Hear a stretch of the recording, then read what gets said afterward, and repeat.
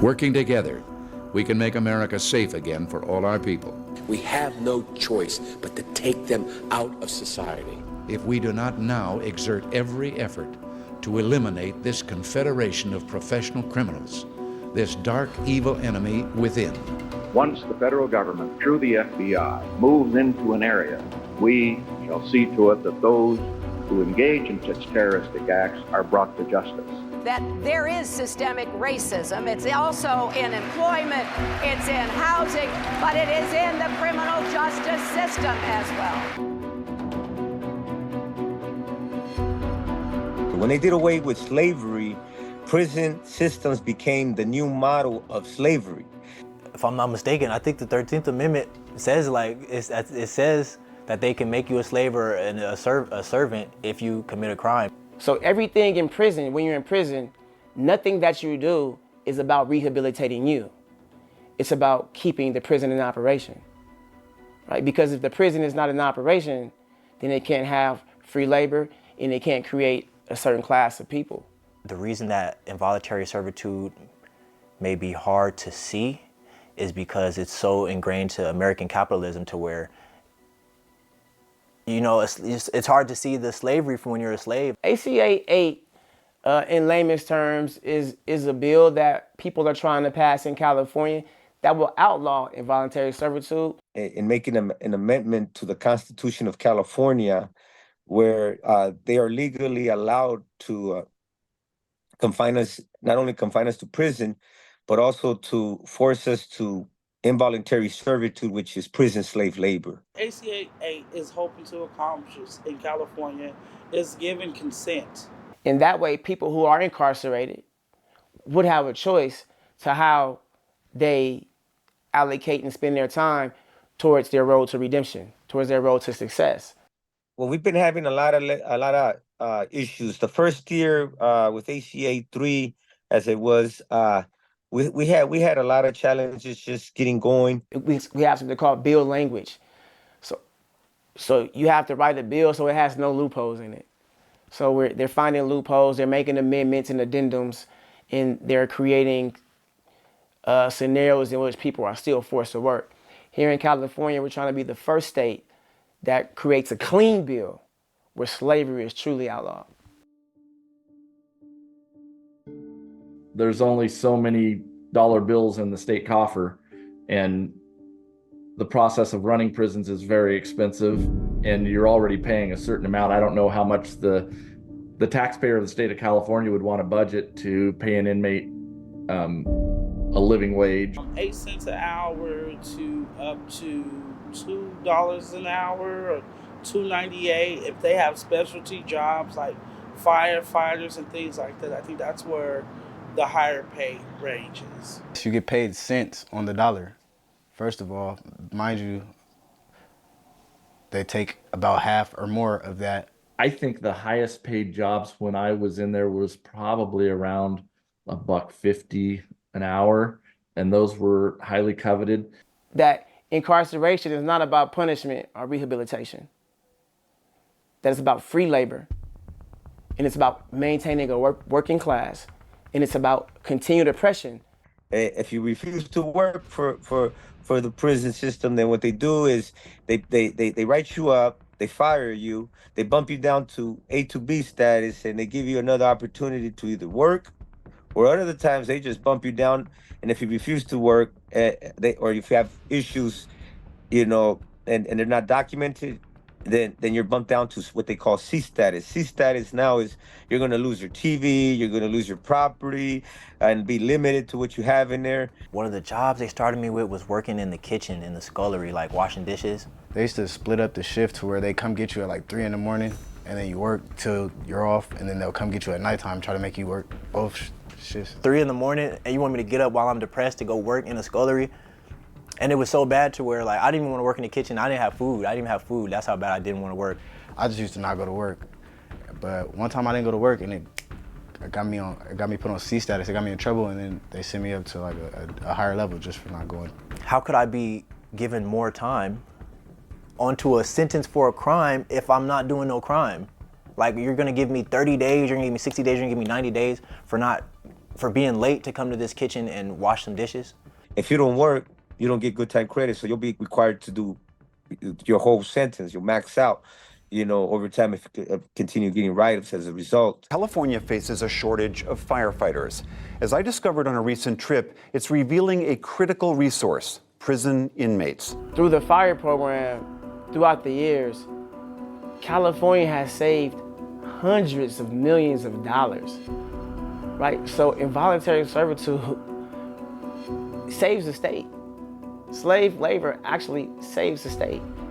I honestly don't know why they would give us work in prison. I could never really thought about it until I got to fire camp, and then I would talk to other firefighters that weren't prisoners, that were like me and your age, 21 years old, bro, making $90,000 off of a season, and they just standing around with a hose. Like, I'm talking about, they're not even getting their uniforms are bright yellow, and their uniforms would just be clean and just wildlife. Our uniforms are just black. We're making $1. I just was just like, I don't know. I had a whole nother perspective of it, and I was like, bro, this is like an evil system, because you guys are, y'all taking prisoners and finding the most dangerous, messiest, expensive type of work that California really needs. And it's like, who can we pick to do this? AB 2187 was signed into law, allowing those that complete the program to have their records expunged. They're trying to tell people that for every 30 days you go without getting any trouble and any write-up, you take 30 days off.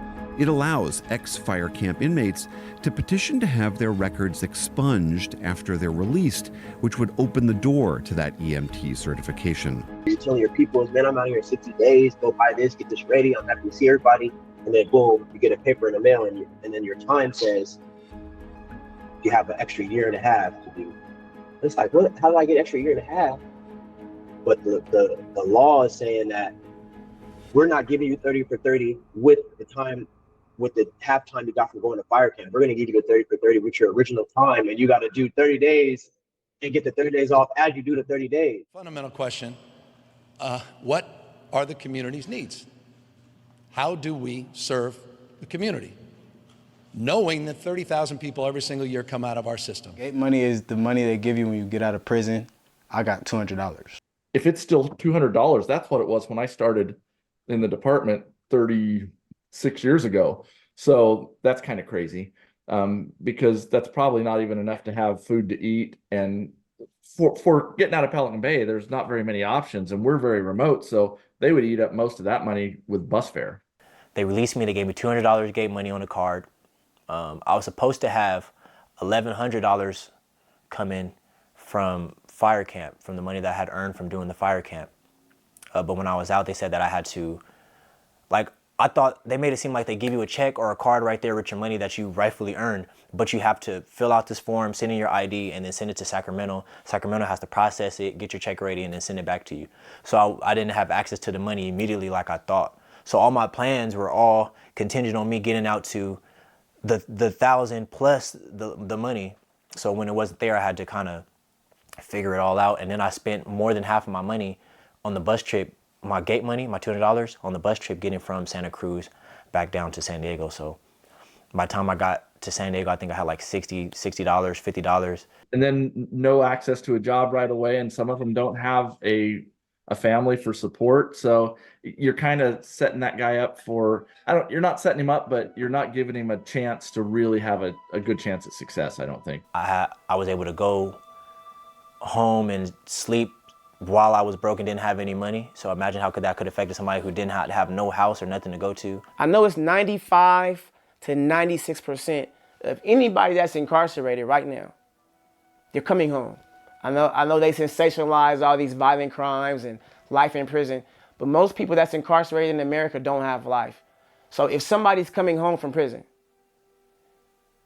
and they was your neighbor, would you want your neighbor to have a fair shot at making it? I think we always say yes, because you know why? That's my neighbor. This is part of my community.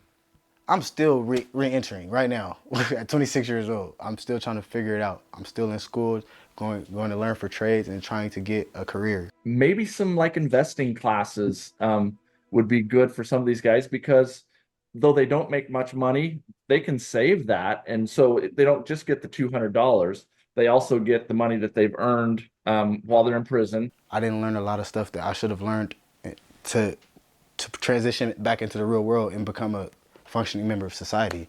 I didn't learn financial literacy. I didn't learn a lot of stuff that I should have learned and could have learned and wish they would have told me to learn, or somebody would have rehabilitated and helped me, you know, to shape me to be a better member of society when I came home. The people who are successful after years in reentry, the people who have been entrepreneurs, the people who have gained traction and maintained traction in the way that they have had upward mobility, those are the people who should be going in and talking to the people in prison.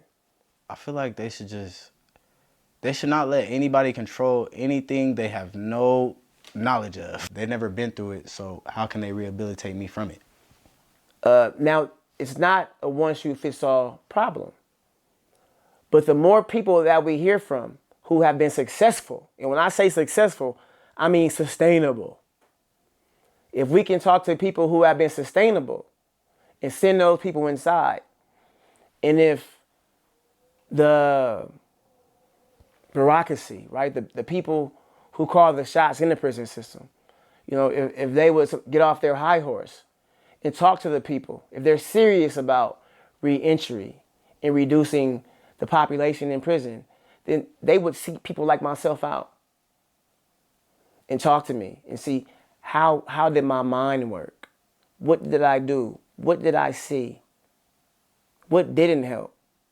It seems as though it's designed for you to come back so they can keep getting whatever funding they're getting or doing what they're doing. So I think people coming back is like a success of the reentry system.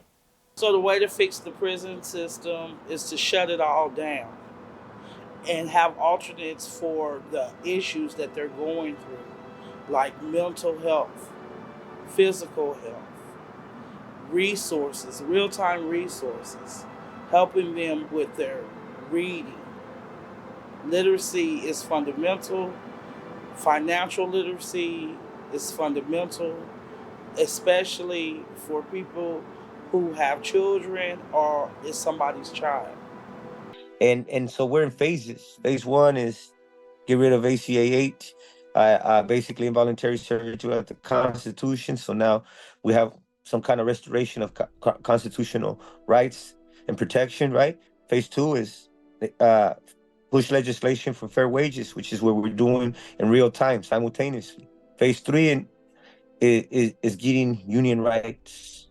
You know, those that have been working as state workers and under CDCR, we deserve the same benefits that their state workers have. I think also that prison should just like everybody has a different crime, a different type of crime, or a different reason that you're in prison, they should take their time and really rehabilitate the person. So they should figure out however they need to do that, however many therapists or whoever they need to bring, so they can rehabilitate every single person for whatever they need rehabilitation from.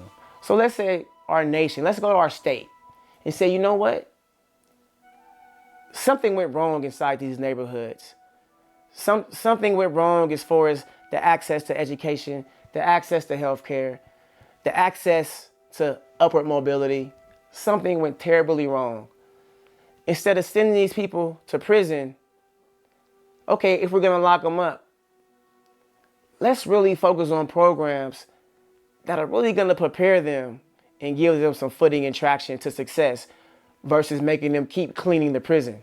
Our main mission is to change involuntary servitude, not just as something that gets crossed out of the Constitution, but as an actual practice.